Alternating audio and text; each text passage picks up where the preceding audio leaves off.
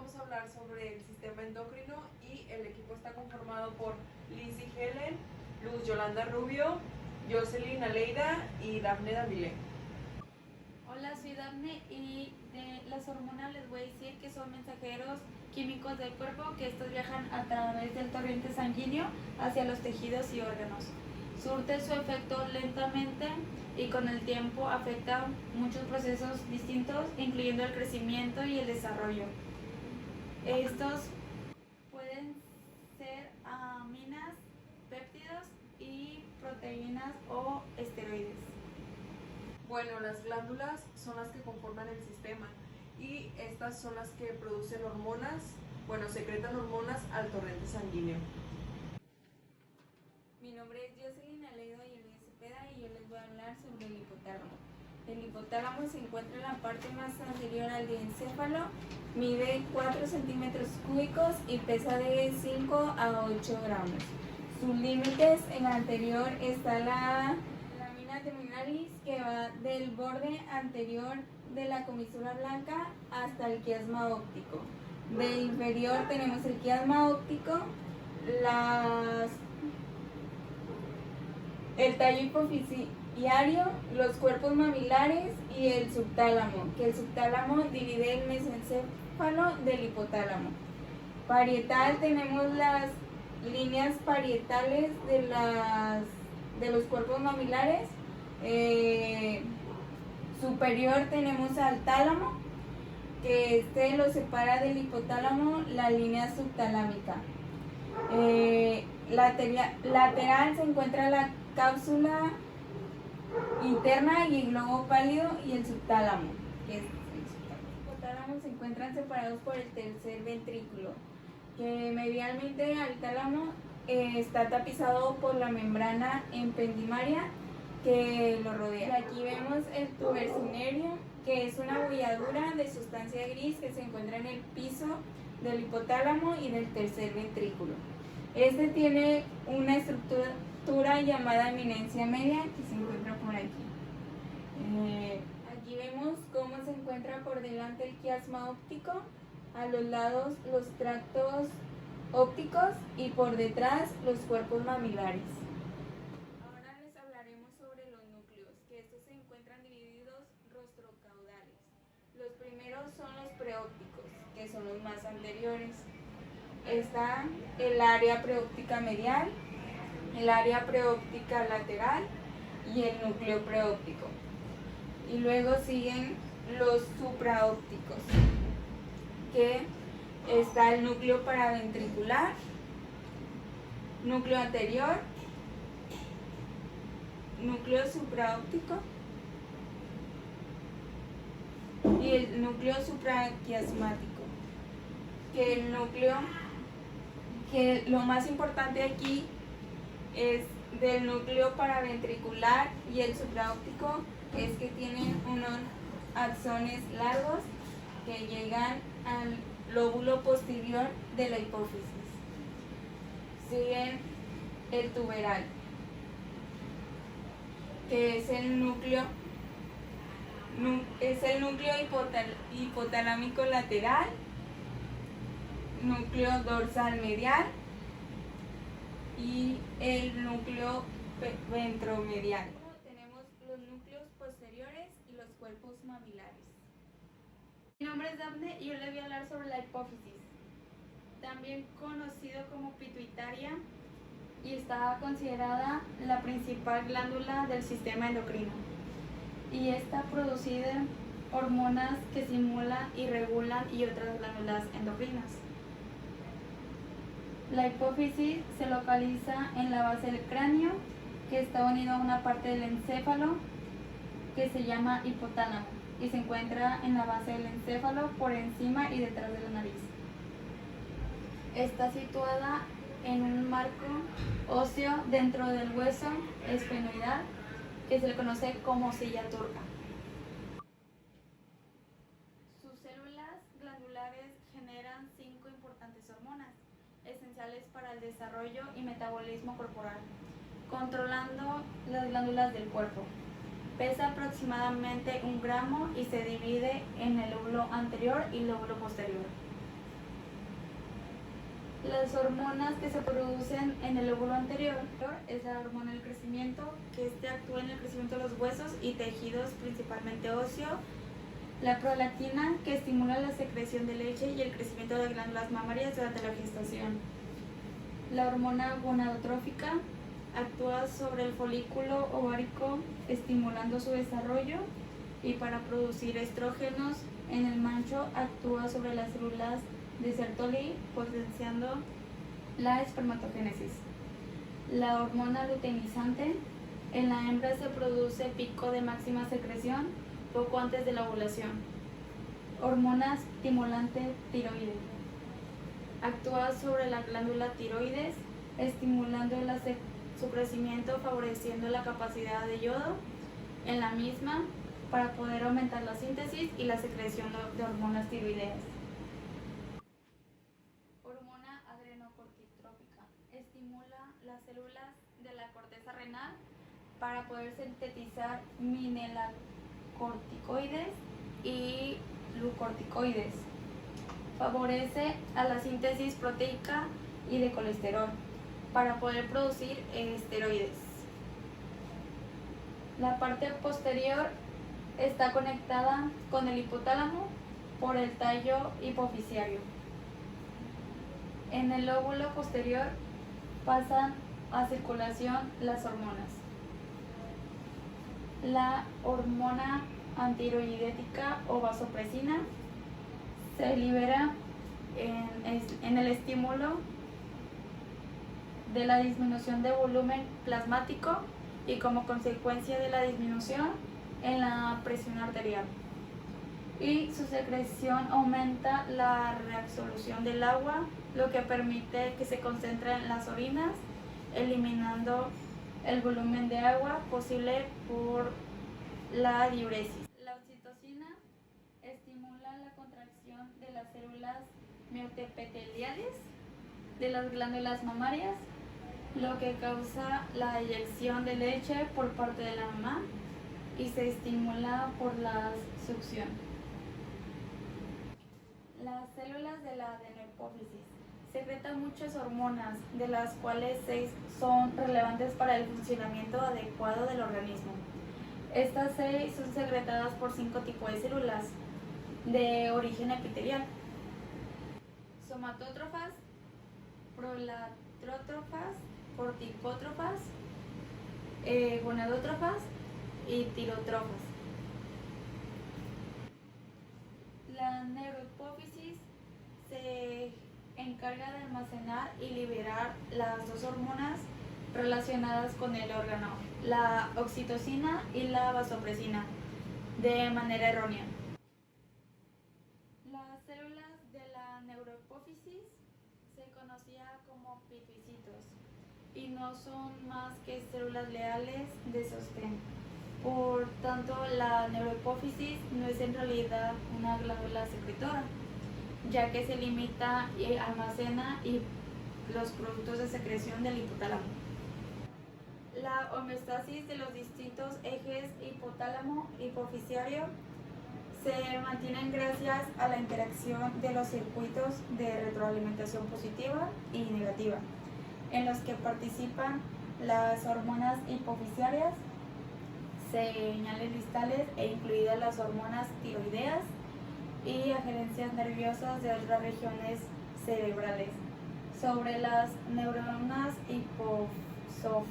hipotróficas, existen múltiples mecanismos que pueden ocasionar una enfermedad del eje hipotálamo hipofisiario.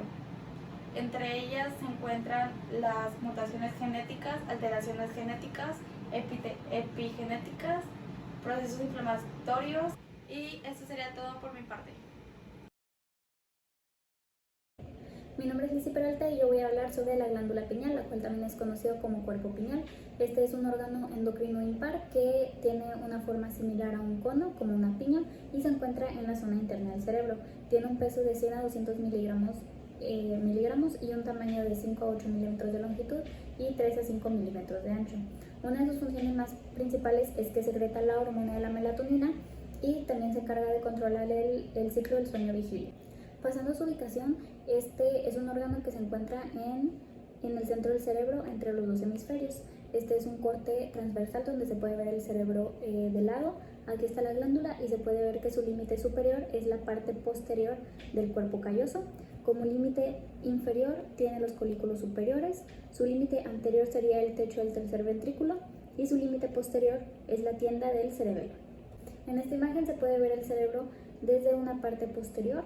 Se puede ver que la glándula está ubicada en la parte posterior del tálamo y descansa sobre el surco que separa a los colículos superiores llamado receso pineal. Igualmente la glándula está formada por dos láminas, la lámina superior y la inferior.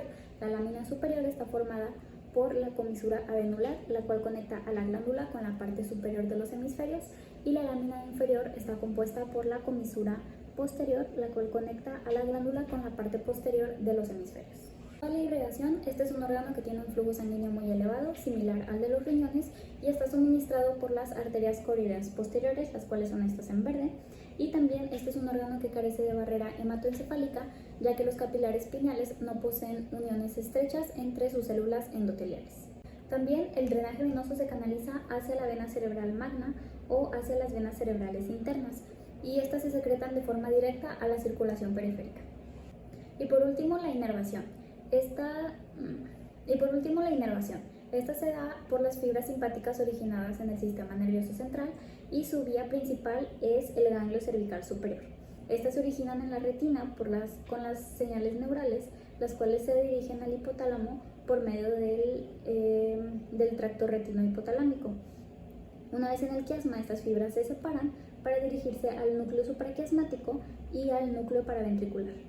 De ahí se transportan por la columna intermedio-lateral de la médula espinal torácica, donde se originan las células preganglionares, las cuales hacen sinapsis en el ganglio cervical superior para convertirse en células preganglionares, las cuales después se introducirán en el parénquima pineal para alcanzar a los pinealocitos. Y pasando a la histología, la glándula pineal contiene dos tipos de células. La primera son los pinealocitos, las cuales son las células principales, y estas están conformadas por un núcleo grande y con uno o más nucleolos. También contienen inclusiones lipídicas dentro del citoplasma y se encuentran dispersas en cordones dentro de los lóbulos formados por un tabique de tejido conjuntivo. Como segundas células están las intersticiales, que conforman el 5% de las células y presentan características tintoriales y ultraestructurales, de las cuales se parecen mucho a los astrocitos. Y por último, los acérbulos cerebrales, que son concreciones calcáreas y son opacas y se localizan en la línea media del encéfalo. Hola, mi nombre es Daphne y yo les voy a hablar sobre las glándulas tiroides. Esta se encuentra en la parte baja y anterior del cuello y tiene forma de mariposa por delante de la tráquea. Consta de dos lóbulos simétricos adosados a los lados de la tráquea y de la laringe, están unidas entre sí. Las dos mitades de las glándulas tiroides están conectadas en el medio por una capa fina de tejido conocida como istmo. Produce, almacena y libera hormonas tiroideas conocidas como tiroxina y triotironina. Su glándula tiroidea necesita yodo para fabricar las hormonas tiroideas. Estas hormonas controlan la velocidad con que las células queman el combustible que procede los alimentos para generar energía. Las hormonas tiroideas son importantes porque ayudan a que los huesos de los niños y adultos crezcan y se desarrollen. Las glándulas paratiroides son pequeñas glándulas ubicadas en el cuello justo detrás de las glándulas tiroides. La mayoría de las personas tienen 4 glándulas paratiroides, con 2 glándulas situadas detrás de cada ala, que sería el lóbulo de la glándula tiroidea. La glándula paratiroides produce una hormona llamada paratiroidea. Son importantes para poder controlar estrictamente los niveles de calcio en el torrente sanguíneo. Debido a esto, los niveles de calcio son generalmente muy estables. La hormona paratiroidea ayuda al cuerpo a mantener el equilibrio entre el calcio y el fósforo. Irrigación tiroides.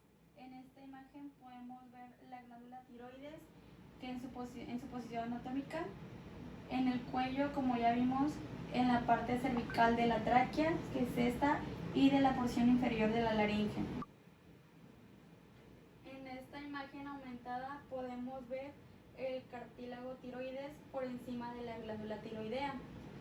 Este es el cartílago más grande de la laringe, que está ubicado inferiormente al cartílago tiroides y está ubicado el cartílago cricoidea.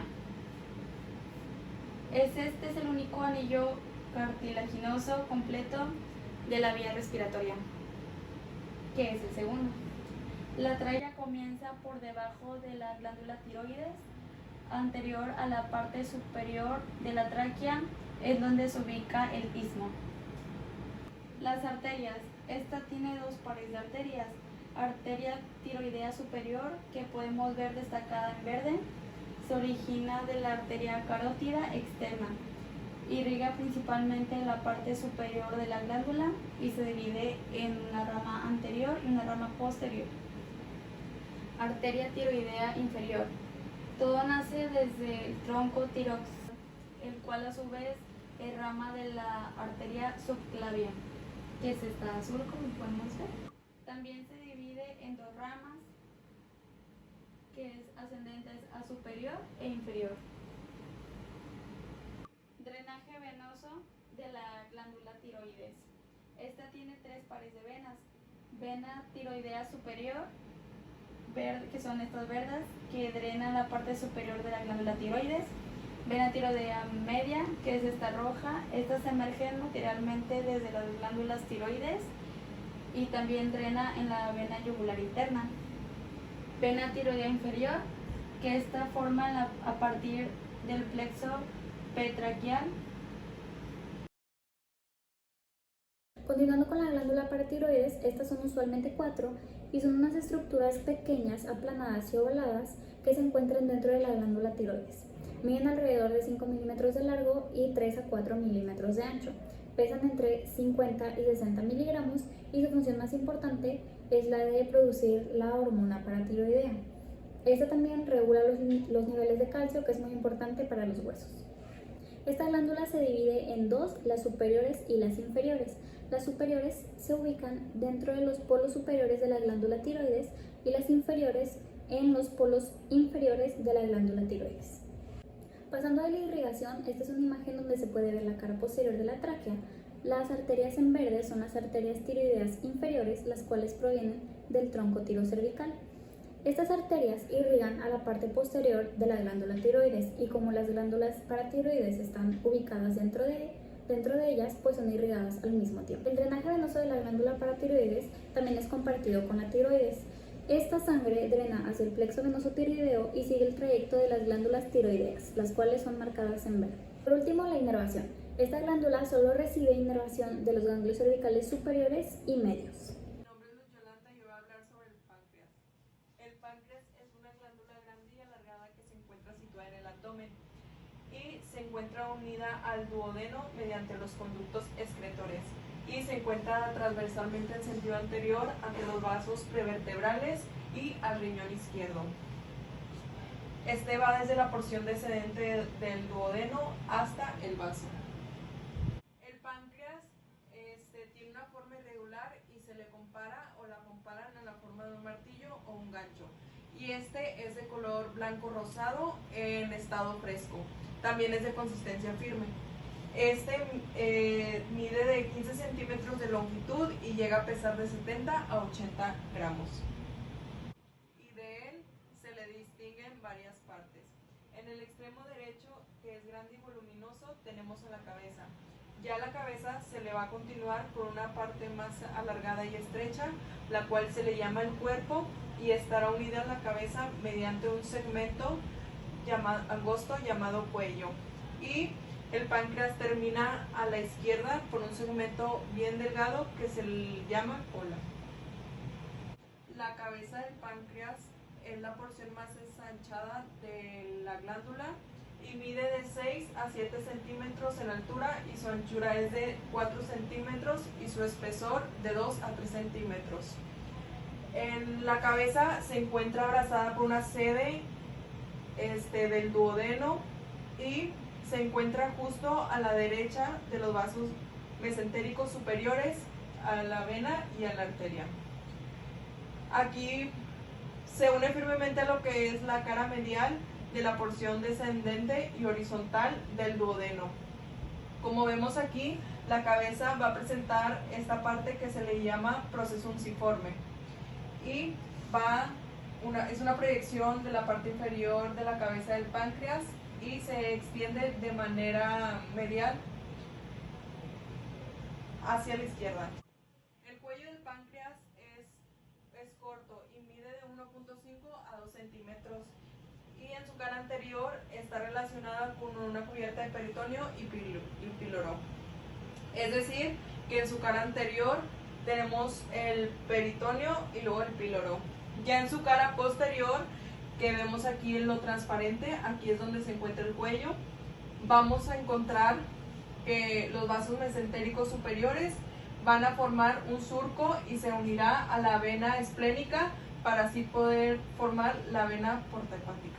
El cuerpo del páncreas, como vemos aquí, este es el segmento que se continúa hacia la izquierda de lo que son los vasos mesentéricos superiores que le quedan posteriormente pasando sobre la aorta y la vértebra, encontrándose posterior a lo que es la bolsa aumental. Entonces esto quiere decir que la cara anterior se relaciona con la bolsa o el suelo de la bolsa formando parte del lecho del estómago. Entonces en su cara posterior este se encontrará libre, o sea que carece de peritoneo. Y vamos a encontrar que se relaciona con la arteria aorta, la arteria mesentérica y la vena o los vasos esplénicos, también la glándula suprarrenal, riñón y cola del páncreas. La cola se sitúa de manera anterior al riñón izquierdo, donde se va a relacionar estrechamente con el hilio del vaso y la flexura cólica izquierda.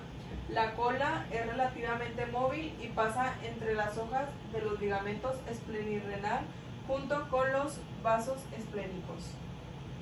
Irrigación del páncreas. Para entender la irrigación del páncreas vamos a hablar un poco sobre las ramas que están relacionadas con el páncreas. Bueno, esta es una vista anterior del páncreas y la aorta posterior. Aquí podemos ver este tronco que es el tronco ciliaco, lo cual viene de la aorta abdominal. Entonces este tronco se va a derivar a las diferentes ramas. Aquí tenemos la arteria esplénica, de este lado tenemos la arteria hepática común y a este se le van a de diferentes ramas que son la rama gastroduodenal y la arteria hepática propia. Los islotes de Langerhans. Bueno, estos islotes hay alrededor de 1 a 3 millones de islotes. Estos representan en 1 a 20% del volumen total del páncreas y estos serán más abundantes en la cola del páncreas. Aquí, como podemos ver, se verían así los islotes y están compuestas de muchas o pocas células poligonales en cadenas irregulares cortas, rodeados por una red profunda de capilares y no se pueden identificar los diversos tipos de células, pero Mallory tiene una tinción que puede identificar las diferentes. Célula alfa. Estas están de 15 a 20% y se encuentran de manera periférica y producen el glucagón.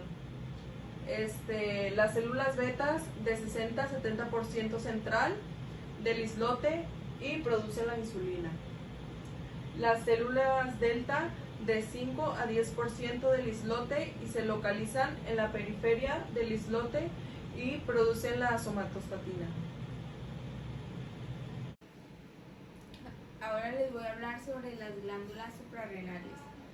Estas son glándulas pares que están en la parte superior de cada riñón.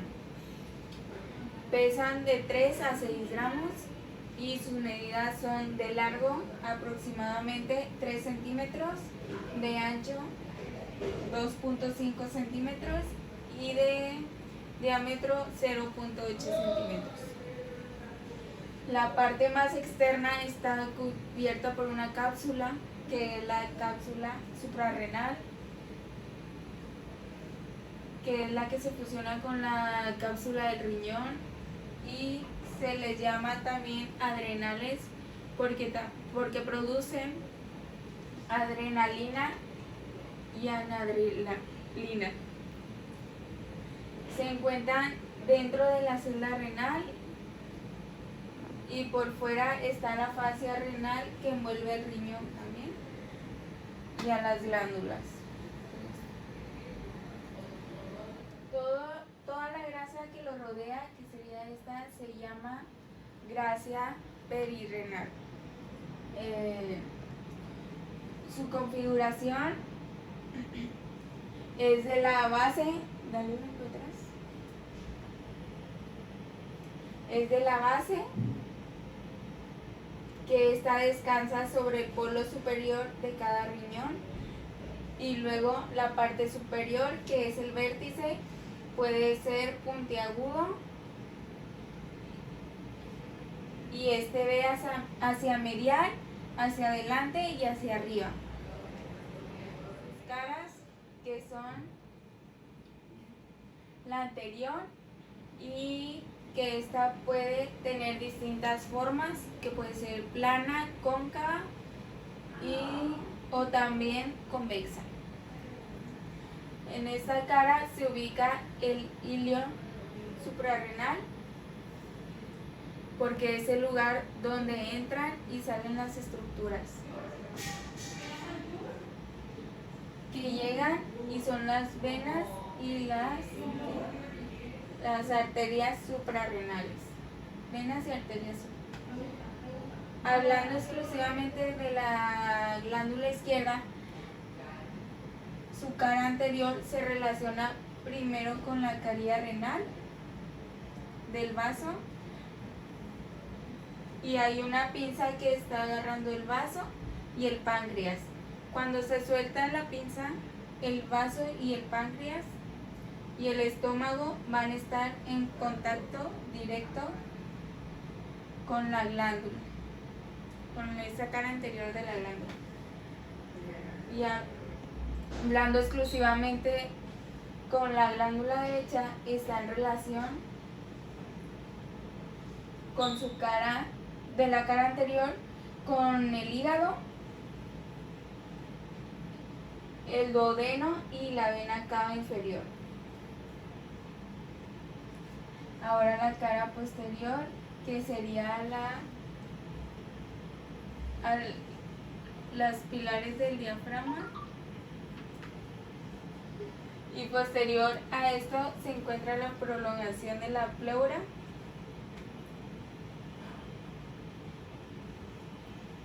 Y también tiene relación con la 11ª y 12ª costilla. Estas se encuentran por detrás de cada glándula. El espacio que se dispone entre el hígado y la glándula se llama bolsa de hepatorenal. Ahora les hablaré sobre los bordes, que estos está la base medial, que sería el borde interno, y uno que se ve hacia lateral, que sería el borde lateral. El borde del lado izquierdo está relacionado con la aorta abdominal, y el lado derecho está relacionado con la vena cava inferior y con el tubo del duodeno. La irrigación de las glándulas suprarrenales es de que cada glándula tiene 3 grupos de arterias. Las suprarrenales superior, que son acá arriba, que son ramas de la arteria diafragmática inferior, y las arterias suprarrenales medias, que serían estas, que nacen con una rama directa de la aorta. Y por último, las arterias suprarrenales, que es de la rama directa de la arteria suprarrenal. El drenaje venoso es de que la vena suprarrenales, la suprarrenal derecha drena a nivel de la vena cava inferior, que esta le pasa por delante, y la suprarrenal izquierda, que drena en la vena renal izquierda, y generalmente ella recibe la vena diafragmática y junta con un solo tronco drenan su sangre en la vena cava renal.